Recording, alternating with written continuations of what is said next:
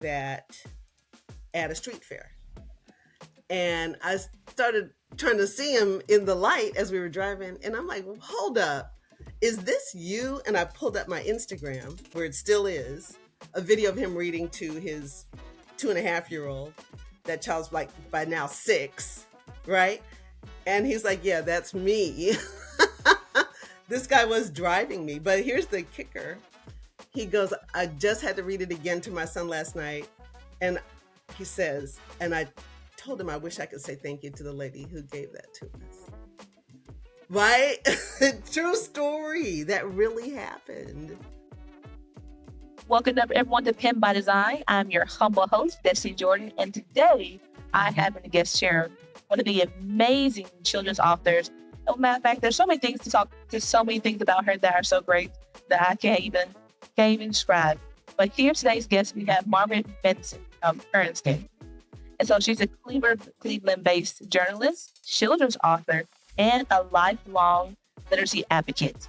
So she's the author of a Dad Storybook series, which centers around strengthening the bond between fathers and their children through shared reading experiences. Also, Margaret's work bridges storytelling, journalism, and community impact.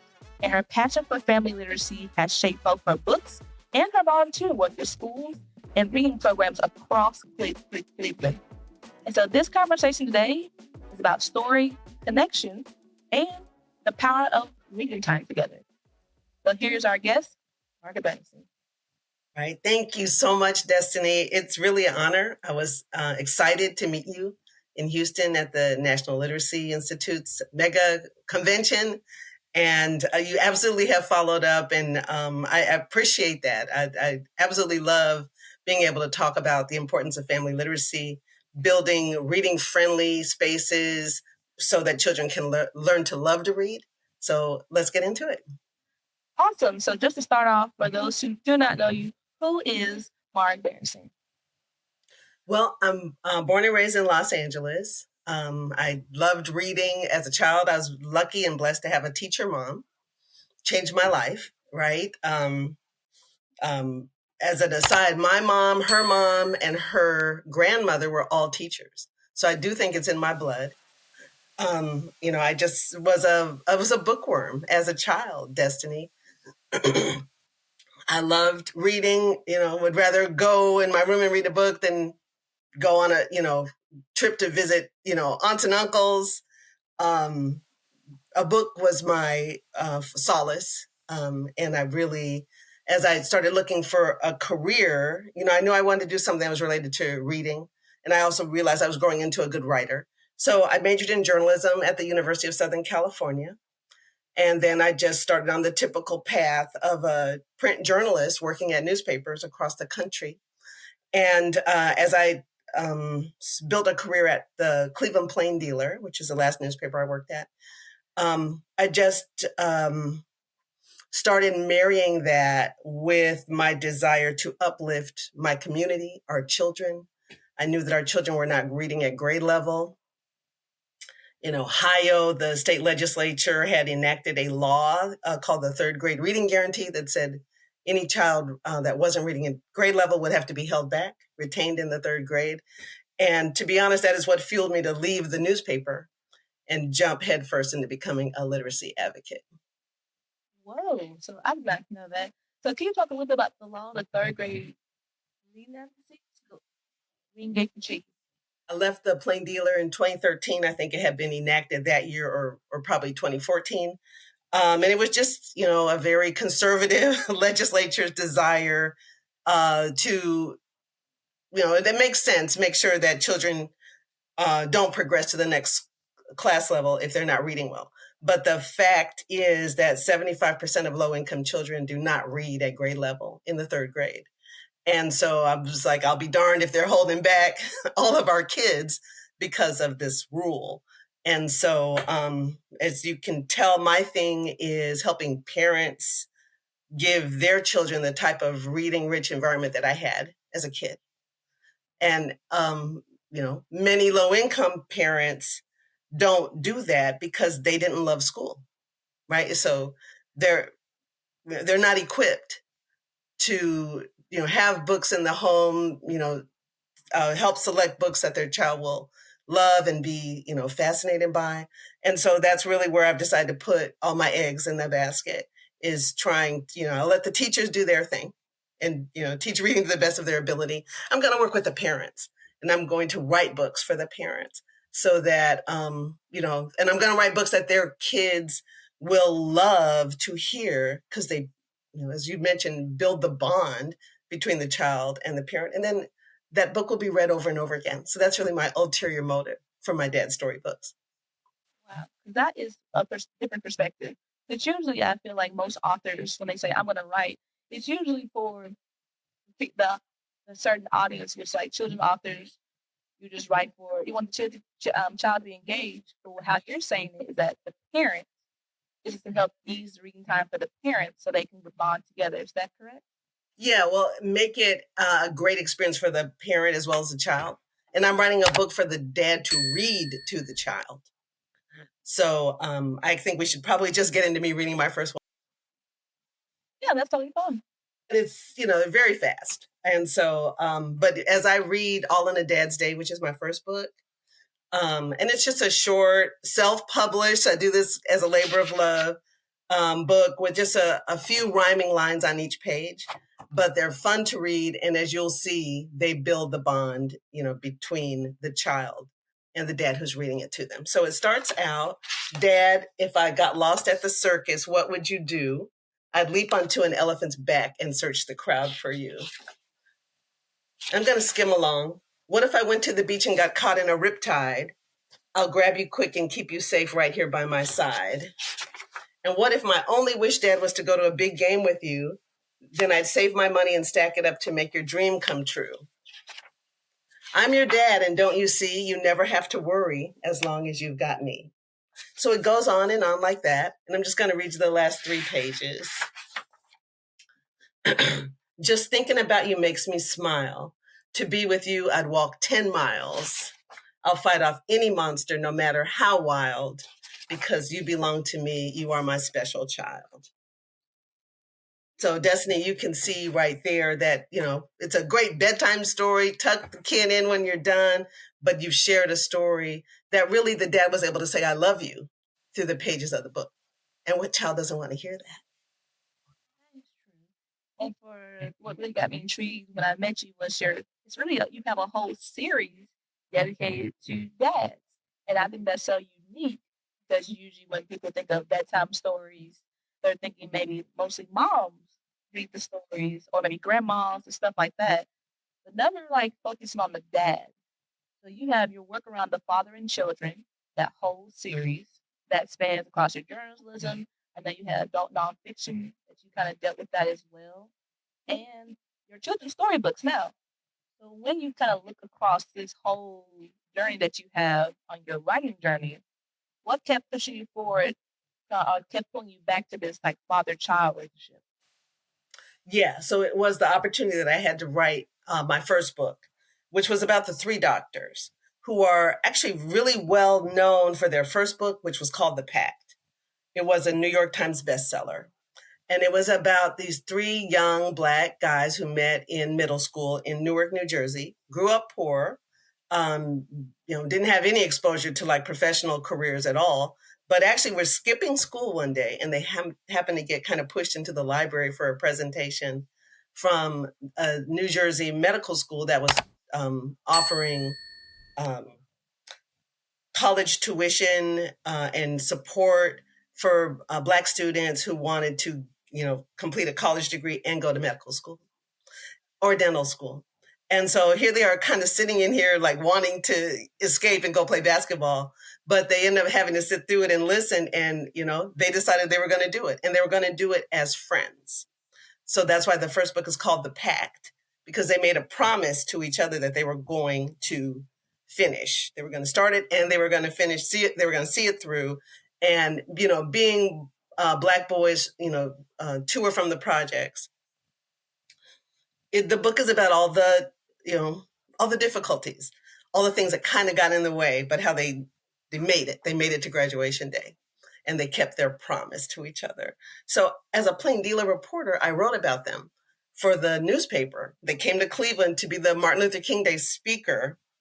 And as a reporter, I always just tried to focus on the positive. So if these guys are coming to Cleveland and someone had mentioned it was one of the best books they ever read, I was going to go meet them and interview them.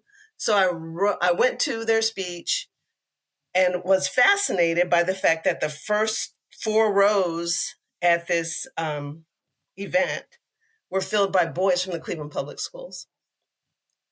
Right. So I'm just fascinated by this. As much as I'm taking notes on what they're saying, and I also got a personal interview with them, I'm like, let me go talk to these boys and see, why are you here? And it seems like you've all read the book. And yeah, it turns out that they had read the book at Martin Luther King Public School in Cleveland and made themselves a pact based on reading the book, right? My heart was melting, girl. So absolutely, that's the way I wrote the story, from their eyes, meeting these 3 heroes. And so the story ran on the front page. I mailed it to the 3 doctors because I wanted them to see the impact that they were having in Cleveland. And they were so impressed by the story that they asked me to write their next book. So that is the bond, right? So, and as you can see, what they wanted to write about was growing up fatherless. The subtitle is 3 Young Men Learn to Forgive and Reconnect with Their Fathers. So all their fathers were living. And so I went to interview them. And actually the book has gotten a lot of accolades for the fact that I humanized the dads and I showed, why they were missing from their sons' lives. And Destiny, the biggest reason is because they didn't have fathers. Those fathers didn't have fathers, right? So I was able to show that it's a cycle and a cycle that needs to be broken. And so that is what led me to sit down and write the first book, which was All in a Dad's Day, the one that I shared. I asked myself, well, what can I do to end this cycle? As a reporter, I always say I only have one title, one talent, and that's writing, right? I can write. This is a pen. And so, so I decided to use my talent to do something to help build a relationship between dads and children. And that's what I came up with, these storybooks. And so that's why I've written and self-published 3 so far. Tried to get a publisher, it didn't really work. And I was so devoted to getting it out there that I self-publish now. And I've now so gotten the hang of it that I sell in bulk to schools. So I can actually plunge ahead and talk about that. So after, kind of realizing it's kind of hard to sell a book one by one, to this dad or this mom who might give it as a gift, I started writing books to be given out at school events. So the next book was Donuts with Dad because that's a school event. And so now I market to schools, which is why you met me at the National Literacy Institute. I'm like, if you're going to do Donuts with Dad, leave the dads with a book. Give them a book as a souvenir so they can go kind of relive the moments with their child after. And then in Ohio is a very popular event called the Father's Walk. And so this was my follow-up book. And this has been definitely my most successful. The Cleveland schools have bought thousands of these to give away to the fathers who attend the annual Father's Walk, which happens in September. And the book is really just a tribute to the dads who participate in that. That is amazing. That how just your own act of wanting to help stopping this generational cycle of male fathers, and then also helping to inform fathers who want to be a part but may not know how to express themselves in the book form. And exactly. And so one thing you can see from the first book that I read you is, I'm showing the dad as a hero, as the protector, right? There's no time, for me to like, woe is me about the missing dad. I'm trying to, pump up that father and help him to see the important role that he plays, as his child's protector, guardian, provider of fun experiences. All the things that a dad does, I try and, pack them in here. And, for the dad who really wasn't exposed to this type of fathering, now you've got some ideas for things that you can do, right? And one awesome compliment I had once is a father sent me a picture. He woke up one morning, went downstairs, and on the table, his daughter had written a note, "Can we do donuts with dad today?" And I said, "Does she want to just go get donuts?" And he said, "No, she wants to do everything that's in the book today." Right? So that's to me the ultimate compliment. That is so sweet. And so And the best, right? The best. I'm really hopeful that this book has impact beyond things I'll ever know. Right? That just if it finds its way onto a bookshelf or a nightstand, and that a family, finds themselves developing a ritual of reading it regularly, or because that's also in the book.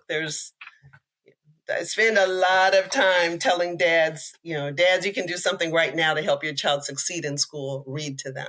And there's a lot of messaging on the side, on the inside covers about how important it is that they read. that is awesome. And how do you come up with your ideas to sitting around your children's books? They just pop out. I got one that I really want to publish now, so I need to sell more of these to give me the money to hire the illustrator and print this one. But that one's going to be a lot of fun. It's called, in my mind, it's called "I'm Still Cool," and it starts out, "I'm still cool. I know I am when I pull up in my minivan." And it's for right, you get it, right? It's for that, you know, all the dads have to give up their great cars, when they become dads. And so it's just, the dad who doesn't mind, wearing the matching pajamas and, all the things, all the things. So I stuff them all in there. So that'll be my next one. But they just come to me. Oh, wow, that is so awesome. And so, from on your perspective, when it comes to children and literacy, since that is like the biggest thing is to be sure that children can read and become functional part of society um, later on. So what do you think? So the role of of like the fathers and the male caregivers play in helping to shape literacy habits. So that's a whole why of why I'm doing it, is because I want kids reading at home. I want kids reading voluntarily. I want to move past, this is something that the dumb teacher is telling me to do and I'm not good at it, right? Um, they're, they're to help children discover the joy of reading. Um, parents can help with that. So 20 minutes a day is the battle cry. Across the country, if kids read 20 minutes a day at home, they would be at grade level. And so my messaging to dads is, because you mentioned it, so much is marketed at moms. So much is marketed at moms. That's actually part of my presentation when I talk to dads um, at schools, and I charge them up, that you can go to a library right now and see books for moms, but you may not see any for dads. You can go to a souvenir store and find a bunch of things for moms, but not dads. You can go to the clothing store and find cute onesies for babies that say "I love mom," and there's not a whole lot for dad. So yeah, I'm building in a sense for dads that you got to stand up.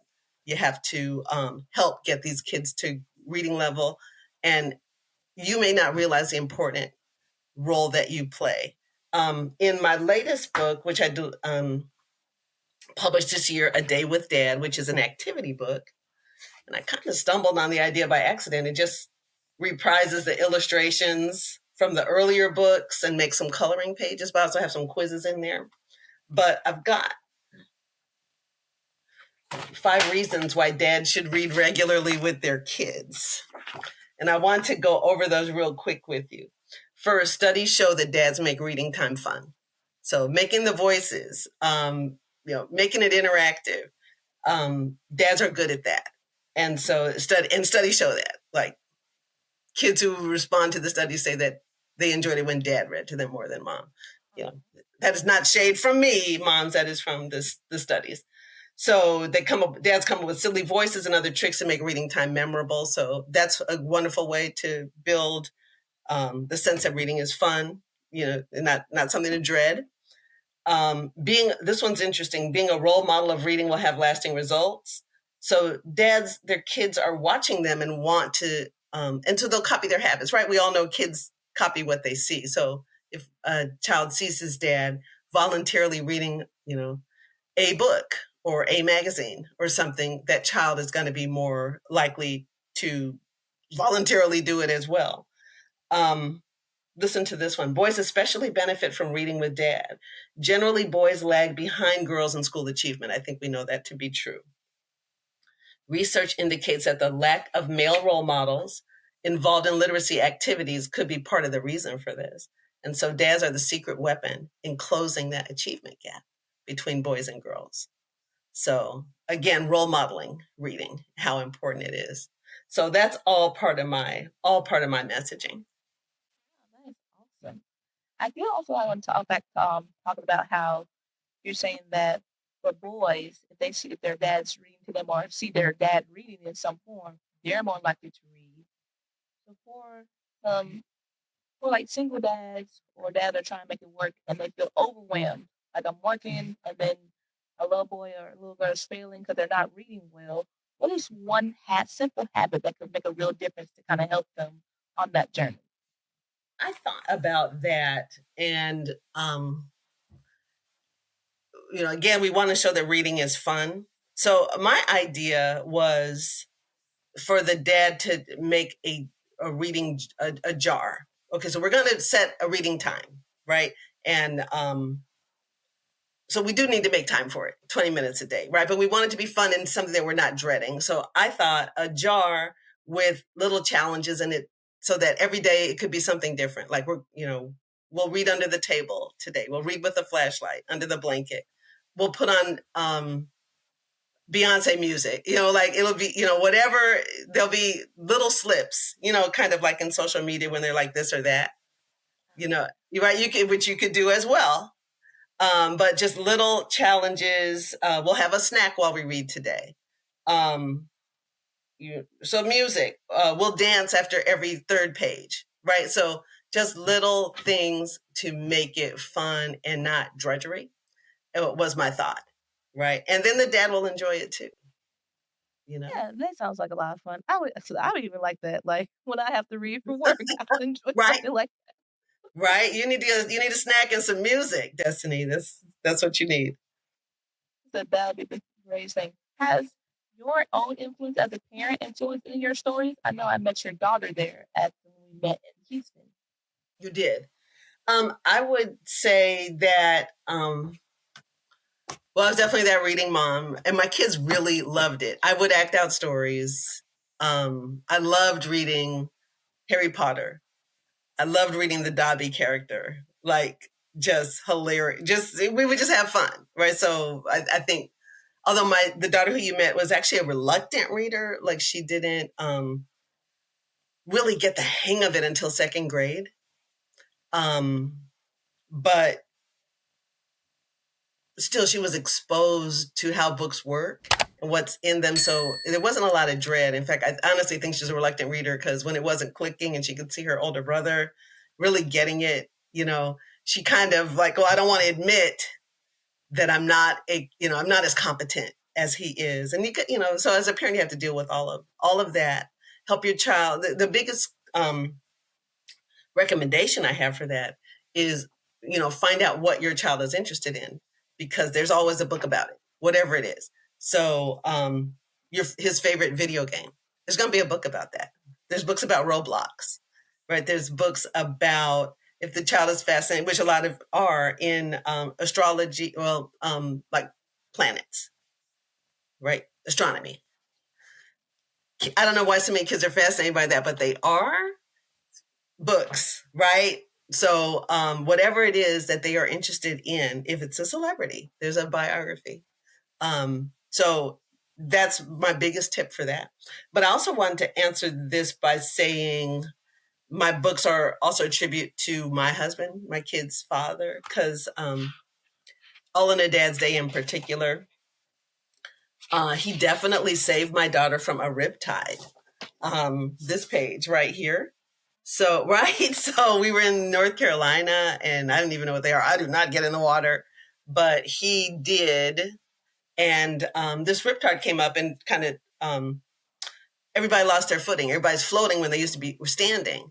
And I mean, he literally had to go grab her and save her life. And so, yeah, so that's in the book because that's what hero dads do. Yeah. That is awesome. Oh my gosh. Right, right. Yes, yes. Don't take me to the Outer Banks again. We're not going. So what have been some of the best reactions you felt from parents or from children from since you've been publishing your books? Ultimate compliment that somebody can pay me is to say my child reads it over, like wants to hear it every night. You know, I'm like, I'm sorry for you, but that is what I want. That's the joy of reading. And I do have a great true story that happened.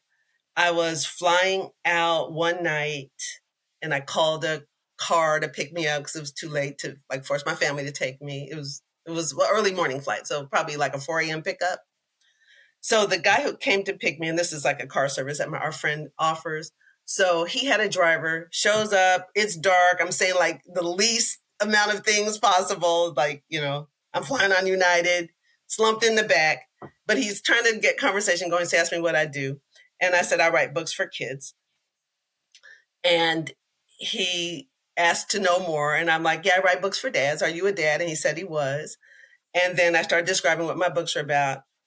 And he said that he had picked up a book like that at a street fair. And I started trying to see him in the light as we were driving. And I'm like, hold up, is this you? And I pulled up my Instagram, where it still is, a video of him reading to his 2.5-year-old. That child's like by now 6, right? And he's like, yeah, that's me. This guy was driving me. But here's the kicker. He goes, I just had to read it again to my son last night. And he says, and I told him I wish I could say thank you to the lady who gave that to us. Right? True story. That really happened. Oh my gosh, stuff like that just amazes me because I believe being an author is the greatest superpower in the world, or just writing in general, because you just don't know how far your words travel. Right? Right. Right. I'm still bowled over by that story. Whenever I see him, I just thank him. I can't wait, I can't wait to see how tall his son is. Um, that I mean, I know I'm hitting the mark when I hear that story. That is amazing. And so I was like, when when you're writing these books, how do you balance being like fun and like I love your rhymes. They just make it clicks for me. How being fun, but also getting your message across that you want to in the book. Well, I mean, I have to go for fun, right? I don't want, again, I'm trying to show reading is fun, right? So I guess I choose my topic. So say it's the Donuts with Dad or the Father's Walk. And then I just force myself to think of those images that touch the heart. Because that's the other thing I love is when people, well, I'll do a reading and there was a couple of pages in every book that just make people's heart melt. And so I think that's what I'm just trying to do is capture the spirit of the day, which is the authentic part, but make sure I am getting touching the heart as well. So let's take one of my favorite pages in the Father's Walk. Um, the Father's Walk. So after the dad's walk, and this is what it looks like. This is what my illustrator says shows the Father's Walk is looking like. So dads hand in hand walking their children into school. So yeah, I have like try and find some funny images. So this page says, it's time to take our classroom tour. I'll meet your teachers, that's for sure. We'll sit in the tiniest desks around and hope that we don't break them down. So trying to have some fun and a little laugh there. But the next page is my favorite. Every room has art in frames. I don't need to look at names. I can tell which one is yours. I love walking through these doors. So yeah, just trying to touch the heart, capture the fun. That's just the mix, right? That's the successful mix that I'm trying to do with each book. it, and that's amazing because from the books I kind of glanced at their table and read when I was at the conference, it's like they're all this is fun. And I said from on the outside looking in, like, okay, I can see what it's about. Like they're fun, they're colorful, they're bright. Yeah, yeah. And they for these last two, um, they capture the spirit of these father events, which I think makes it such a great souvenir.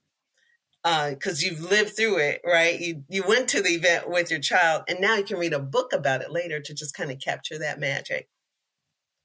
Oh, it's true. So one thing I want to see, like, I feel like it's a big transition. So your career is in journalism, which is kind of facts, a little hard knocks. That's what you deal with. Children writing, you're in the imagination. So how are these two worlds coexisting to make these children books? Yeah, you mean you're so right. I think that well, first, my newspaper career came to an end in 2013. The newspaper was downsizing, which is absolutely the trend of of that industry, right? In fact, the Pittsburgh newspaper just closed down completely last week. So I saw it as a time to make my exit because I was passionate about something else, family literacy. And so I did have to sort of, um, you know, disassociate myself from that skill set and build another one. So, All in a Dad's Day, the first one, I actually did sit right in one sitting. So I do feel like it was really just a message from God. Me and him are talking. I'm like, what can I do about fatherlessness? And you know, I get the urge to just sit down and write a children's book. I knew I wanted to rhyme, but I've had to do research about, over the years as far as building out my, um, you know, my niche in this industry. So they rhyme because I want them to be as easy to read as possible for a father who may have limited literacy skills himself. I still want that dad to read. So they're simple, the words are not complicated. And the rhyming is just something really that helps both the child and the parent predict what's going to happen next, right? In fact, that's when I do my presentations to dads, I show them tips for making reading fun. And I explain to them you can get the child to guess the rhyme, right? So, I'm here to tell you silly stories and tuck you into bed, to cook your favorite dinner and make sure that and then the child will say fed, right? And so these are all part of my presentation because I teach probably 5 or 6 different tips for helping build your child's literacy while you read the book. Awesome. And for my audience, we have a lot of writers in our community. So how do you go about kind of writing your book? How do you plan it? Do you outline or do you just sit there and write? I probably will do a draft where I will throw all those best ideas at it. Okay, so that probably could be considered an outline. So, right, for the one I'm working on now, where I want to show dads just going over the top for their kids. I'm like, yeah, the matching pajamas and letting the child paint their fingernails and, so I put all those ideas down. Then I think the toughest part is getting the rhyme together because I have decided that I want that to be just a staple, something that really shows my style. So, yeah, that my next book is really kind of stuck. Like I really want the rhyme to succeed. So I'll let it rest for a minute and then I'll pick it back up. So, but yeah, it definitely starts with taking the best ideas and then shaping them and getting my rhyme pattern right. Someone once told me, I hope they were correct, that the perfect children's book length is 24 pages. Since I self-published, that's a good, affordable number of pages to do, and so I strive for that. And I really just have one rhyme or 2 rhymes on each page.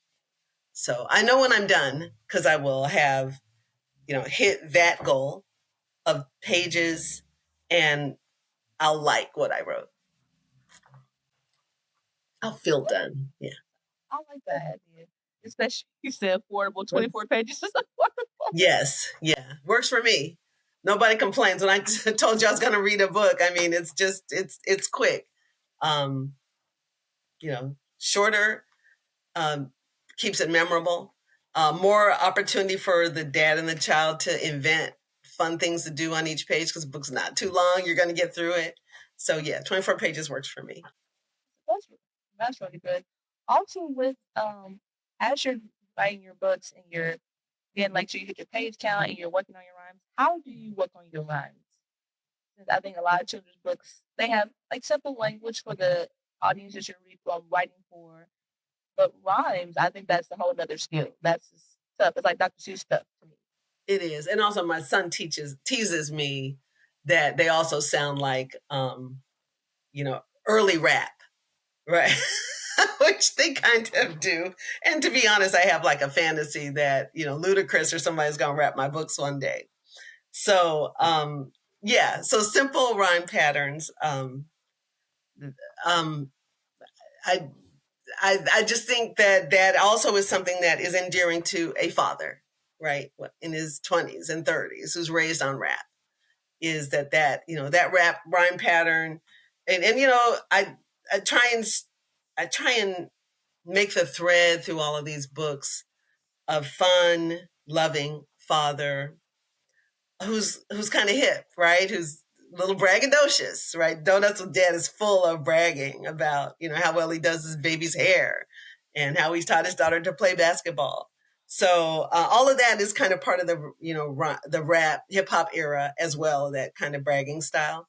So yeah, I keep all of that in mind, and I know when it's not good, and like I said, my next book is not good yet, but I'm getting there. I'm getting there. Yeah, I'm looking forward to finishing it. Yeah, I can't wait for that. You gotta come back and let us know about it. But one thing I also want to ask you about is when you say you're reading your book and you publish it, you say you self-publish on Amazon and other places, but when you publish your books, what about how do you get more word out? For children authors, I know it's easier to get to schools and doing events, but what are your big ticket items or events that help sell your book? So back to Amazon for a second. I mean, I have been learning. I published All on a Dad's Day in 2012. So I like to think I'm getting smarter. And so over time, I have really just pulled back from mass marketing. Only one book is on Amazon now. And as soon as I can get that one off, I got to pull that back from a publisher that I worked with on that one. Um, yeah, I sell everything out of my website now, margaretbernstein.org. Again, I sell to schools. So my whole business plan really is built on expanding my territory with schools, urban school districts. Many of them do the Father's Walk. So that's my goal. So that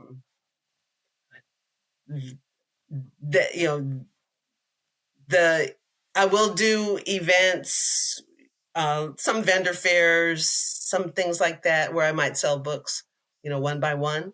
But yeah, my focus now is kind of being being my own advocate, and selling to schools.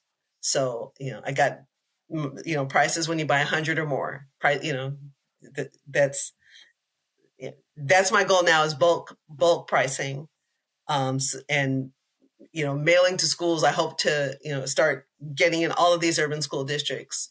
California does the Father's Walk. My books are in Spanish now. So yeah, so I've been doing all of these things, laying the groundwork for being able to just become, because I don't think there's anyone really fighting me for this niche, being the children's author that helps support schools in their parent outreach and building literacy. That's amazing. First of all, I love that you have it in Spanish. Translations are like one of I've heard a lot of things about when translating your book in different languages. That is the best thing ever, or that's the hardest thing ever. What was your experience when translating your book to Spanish? Is the best experience because I have a woman in Cleveland who translates my books. So she's just a friend and she's a talent because the books still rhyme when she gets done, right? So it's not word for word. She captures the spirit of the book and she still makes it rhyme. So I'm trying to think of a good example here. Um,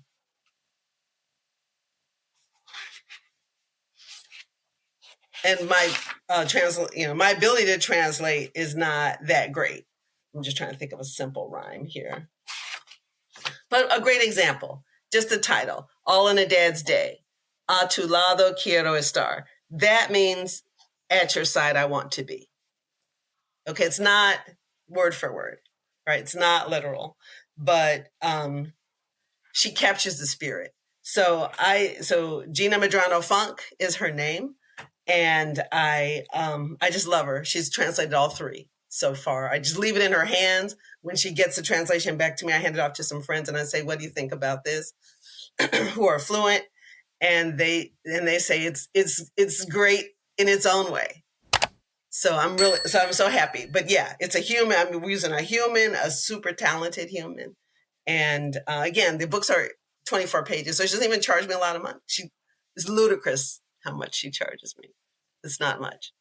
Yeah. I love that you said it's done by humans. Since you're now in the fast track way of AI and digital and getting getting away from human, what is since that these children now grown up at this time and age are in the AI wave and all types of different things, how do you think reading could change in this day and age for them? Well, I mean, all I know is what I dread. I mean, I want them to still love a physical book. So I hope that doesn't change. As you know, I tutor in literacy. I tutor second and third graders at a Cleveland public school, and everything's done on a laptop. And we read stories on a laptop, and they answer comprehension questions on a laptop. And yeah, I try and get them to touch a book, whenever I can, because I feel like that's where the joy comes from. So I just really hope that AI doesn't steal the joy. Yeah, especially because back when I was in school, Cliff Notes. Do you know what those are? Cliff I Notes. do. Okay, it's this generation. Was like the taboo stigma, like, oh my God, she used Cliff Notes. Well, I feel like everything is kind of at a Cliff Note stage now. You may not experience the book because you can read the summary online. You can get Chat GPT to kind of spit out your report and not read the book. So, I mean, yeah, to answer your question, I fear that's going to work against my overall goal that people will learn to love reading. So storytelling digital age could look a lot of different ways. But for children growing up in it, how do you think they could, or what would be some tips for parents to kind of help them? Like, I want you to read, but I also want you to prepare for what's coming out there. Yeah. Well, and then the parents are the ones who need the preparation. I feel it's the kids already know. The kids already know. I think they're being exposed to it. So it's really the parents, I think, that have to be aware of what AI is making possible for their kids, and guard against it. So that's kind of all I got on that. I do think parents have to be vigilant in so many ways, right? There's just so much kind of predatory behavior online. They just have to be aware. I know with my own kids who are 30, 32 now, I would go on every social media platform with them. And I remember drawing the line after Instagram, like, I'm not going to TikTok, right? Uh, so just to kind of make sure that they were conducting themselves, respectively, and that hopefully they weren't being exposed to anything that was really, just going to work against my desire to build, terrific citizens. So that, parents have to do all of that. And as there's just a heavy load for them to stay aware of everything that their kids are being exposed to. I understand that one. 'Cause you're balancing safety and also you're balancing connection as well. Like how do you want to connect with the age you're in, yes, but then you want to safely be there as well and not to be too much of both. And that kind of leads to my next question is what is something children intuitively know or understand about connections that adults have to relearn when they get older? Um, I guess my immediate thought on that is just, and I don't know if it's really true, but just thinking stereotype free. That's something we teach kids. So connecting is something that I think children, I would hope, would feel like every adult is there to help them, and have some trust. And just looking at the news today, the uh, the distrust is more prevalent than trust. So I want to get back to an environment where we can raise our kids to be more trusting. Um, that's really what I want for them. But yeah, I think that's the child brain is absolutely going to think that this adult is here to help me, and feel safe in that. I think that's Yeah. that I'm on you on that one because Mhm. trusting as an adult, you're like you're just kind of programmed after you've been through X amount of things in life. You're like, you know what? Yeah. That looks kind of sketchy. I don't want to go there. Or you can't Yeah. even go there. Yeah. Right. And I mean, sadly, with reason, there's just is a political climate where promoting self over taking care of everyone. Right. No, what's in it for me?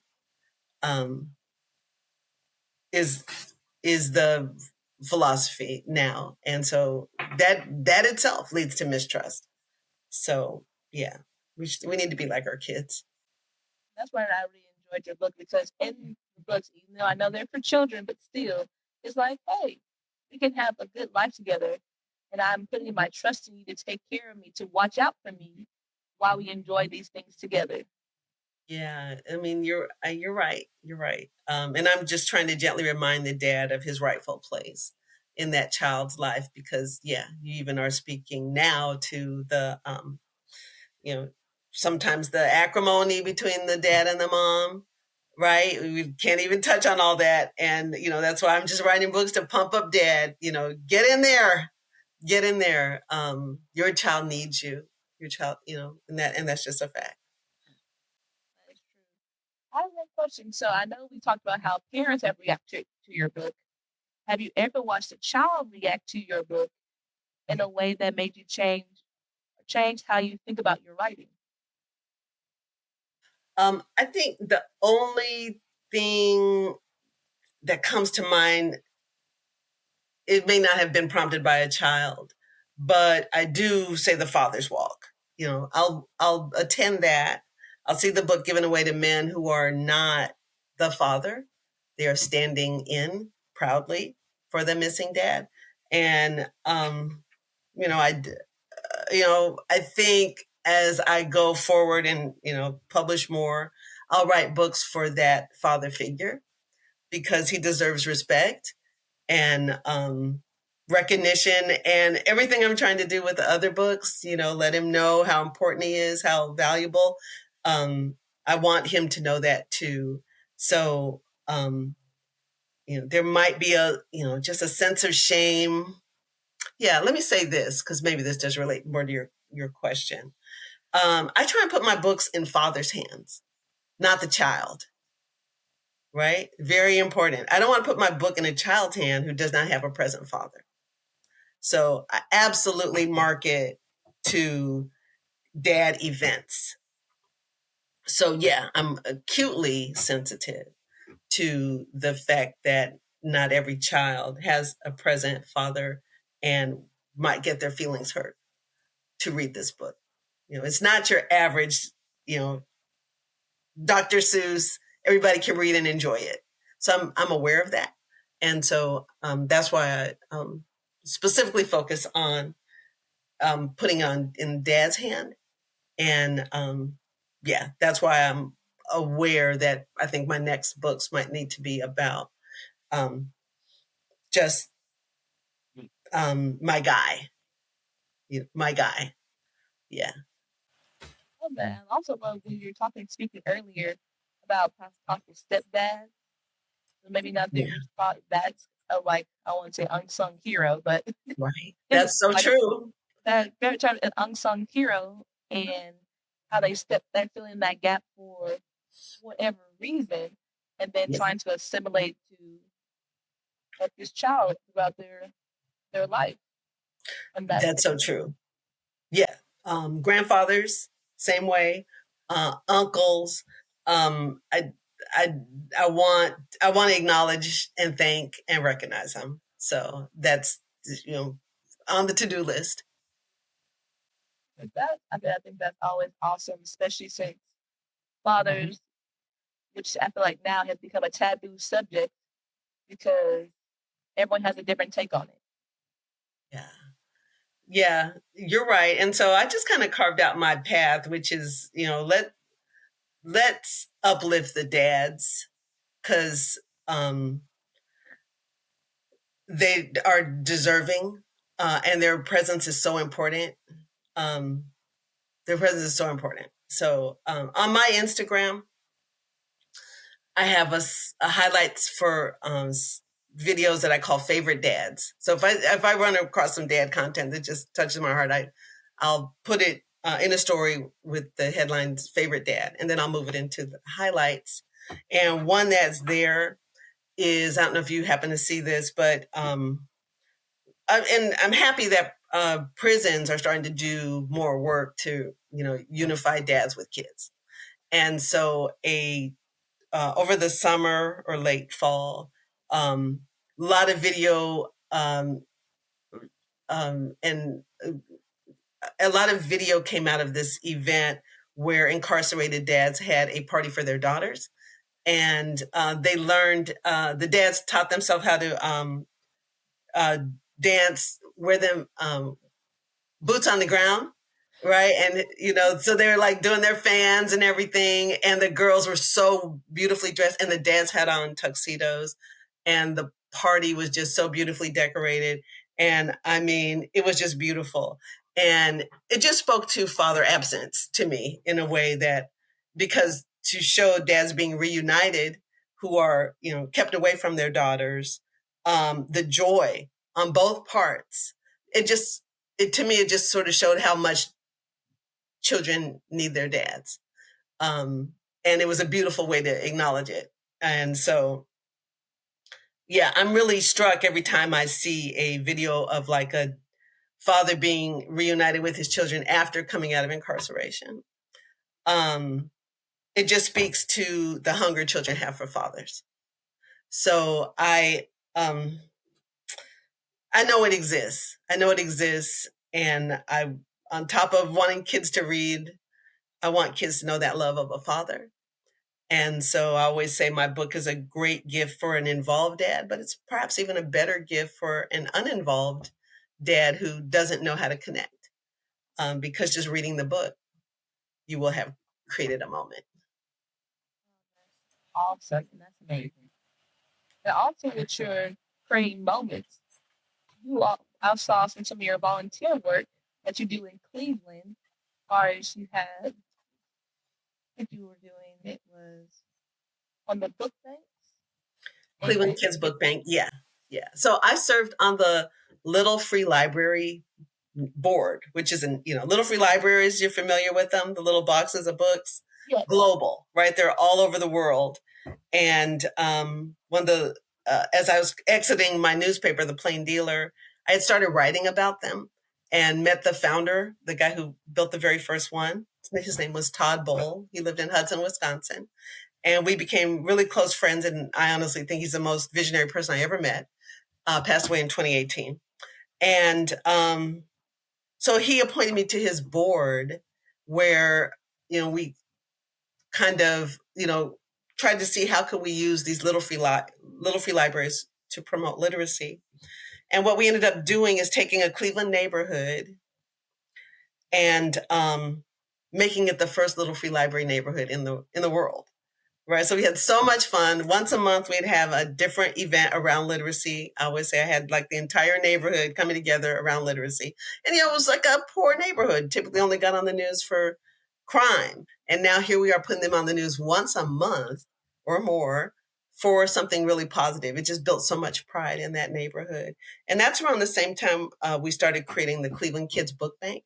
And that helped keep the libraries stocked. Because little free libraries, it says take a book, leave a book, but particularly in a poor neighborhood, nobody got books to be keeping them filled. So the Cleveland Kids Book Bank helps with that. And so they help fill libraries, particularly in low income neighborhoods. I love that you guys are interacting with the library. I feel like that's the heart of any type of literacy, just a hub for people who may not have the funds to buy all the books in the world. Let's go in there and read them. Yeah. Yeah. Very important part. I'm actually putting some ideas together for a dad's reading club in Cleveland. And trust me, very closely aligned with the Cleveland Public Library. I love it. But the work that you're doing with the library and you're saying involved with literacy, if literacy were treated like a family tradition, you did it every year or you did it however your family tradition is run, instead of an academic skill, what do you think would change? Instead of an academic skill, say it one more time. So if literacy were treated like a family tradition, that Yeah. every family had some form of doing literacy and they didn't depend on the school. Yeah. What do you think would change for children in literacy? Oh, well, everything, right? I mean, as they say, in third grade, you stop learning to read and you read to learn. So that's, everything after third grade hinges on whether you're a competent reader. So everything will change. All the school performance will change because now literacy isn't standing in the way of a child being good in geography or science or social studies.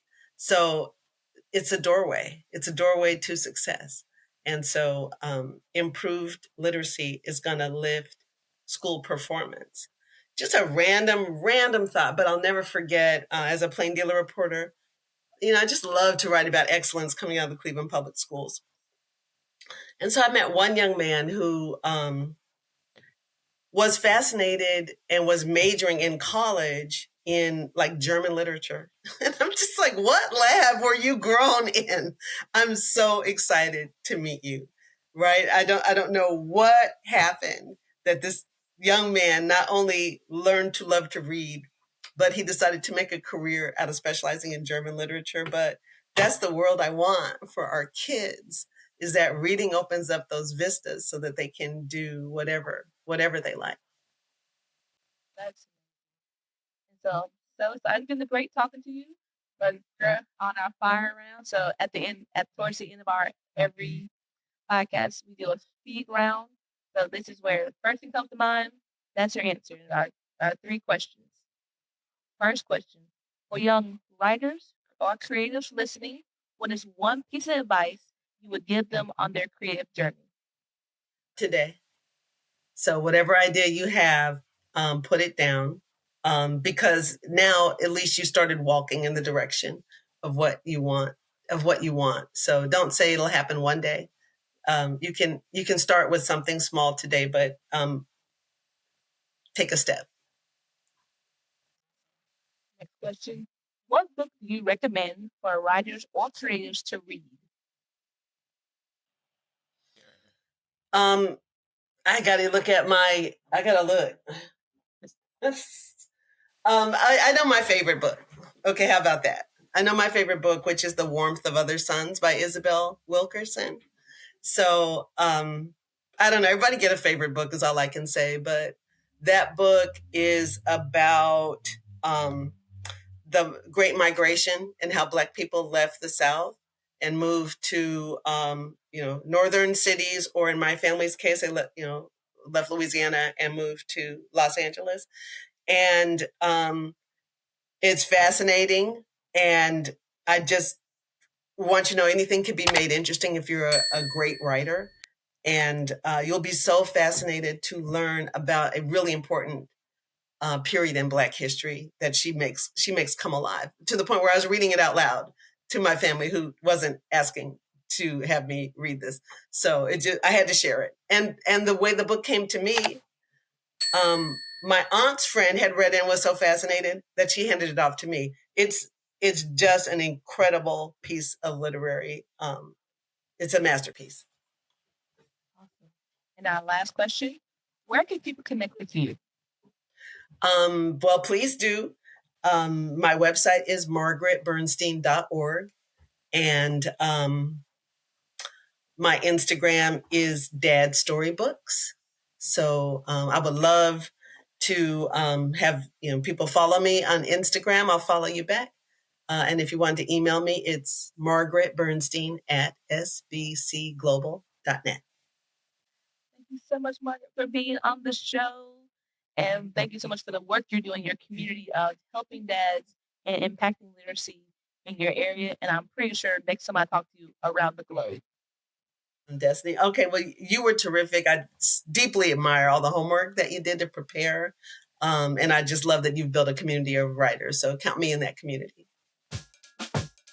Thank you for listening to Pen by Design. All links and resources will be in the show notes below. Keep on writing, writers, and I'll see you next time.